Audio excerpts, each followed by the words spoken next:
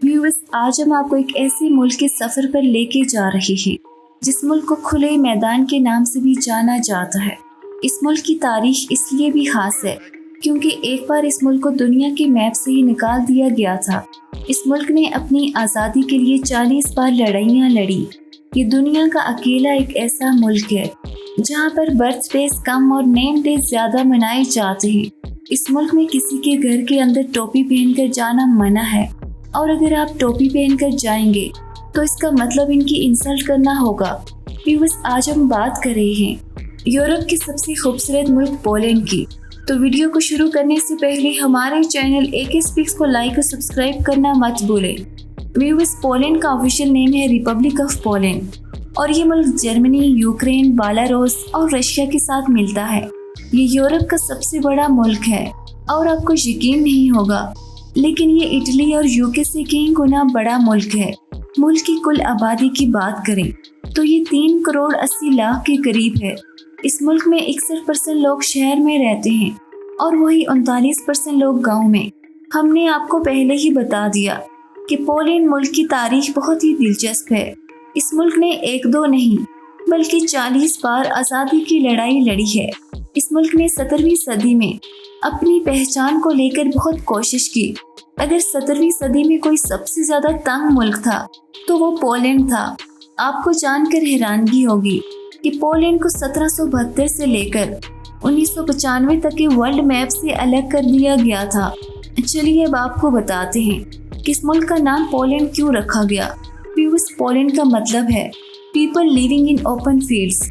चूँकि मुल्क बड़ा है और आबादी बहुत कम है तो ऐसे में यहाँ दूर दराज तक सिर्फ बड़े बड़े मैदान ही नजर आते हैं, और इसीलिए यहाँ के लोगों के बारे में कहा जाता है कि ये खुले मैदान में रहने वाले लोग हैं। खुले मैदान वाले इस मुल्क के लोगों के बारे में कहा जाता है कि यहाँ पर सबसे ज्यादा खुली सोच के लोग रहते हैं। मतलब यहाँ के लोग सीधे मुंह पर बात करते हैं।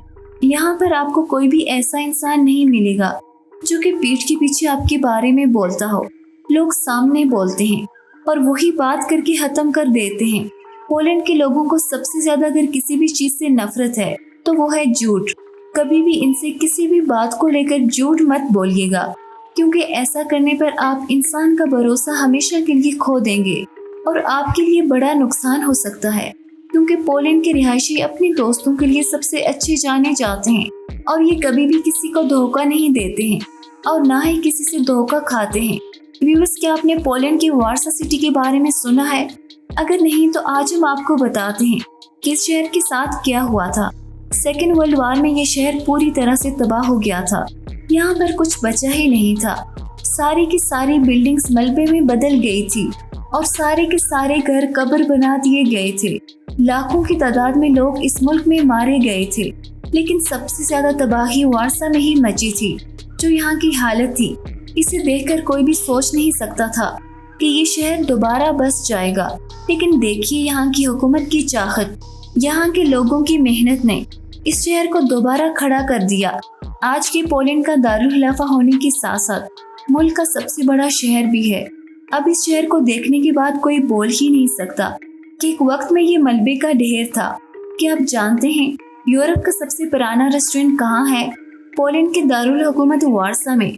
आज भी ये रेस्टोरेंट खूब चलता है और आज भी यहाँ पर बड़ी तादाद में लोग आते हैं। आपको ये भी बता दें कि दुनिया की सबसे बेहतरीन डम्पलिंग्स, जिसे हम मोमो कहते हैं, आपको इसी मुल्क में खाने को मिलेंगी। आप चाहे कहीं भी कितनी भी टेस्टी डम्पलिंग्स खाकर क्यों ना आए हों, लेकिन यहाँ की बात ही अलग है। तबकि यहाँ के डम्पलिंग स्टफ का जायका लेने के लिए यूरोप के अलग अलग मुल्कों से लोग यहाँ पर आते हैं। व्यूअर्स, अलग अलग तरह का वाइन पीना पोलैंड के लोगों का काफी शौक है। ये खूब शराब पीते हैं। छुट्टी वाले दिन यहाँ पर रास्ते देखकर ही आपको पता चल जाएगा, क्योंकि इस दिन यहाँ सब कुछ खाली रहता है और तो और यहाँ की मार्केट भी खाली होती है। वीकेंड पर यहाँ के लोग या तो आपको बार में नशे में धुत मिलेंगे या फिर अपने घर में किताब पढ़ते हुए। यही वजह है कि आप इस मुल्क के किसी भी गाँव में भी चले जाएं, आपको यहाँ पर ज्यादातर लोग दिन में कम से कम 1 घंटा तो लाइब्रेरी में वक्त गुजारते हुए जरूर मिलेंगे। मुल्क के ज्यादातर लोग बहुत पढ़े लिखे होते हैं। व्यूअर्स, कैसी लगी हमारी वीडियो? कमेंट सेक्शन में जरूर बताइएगा। शुक्रिया।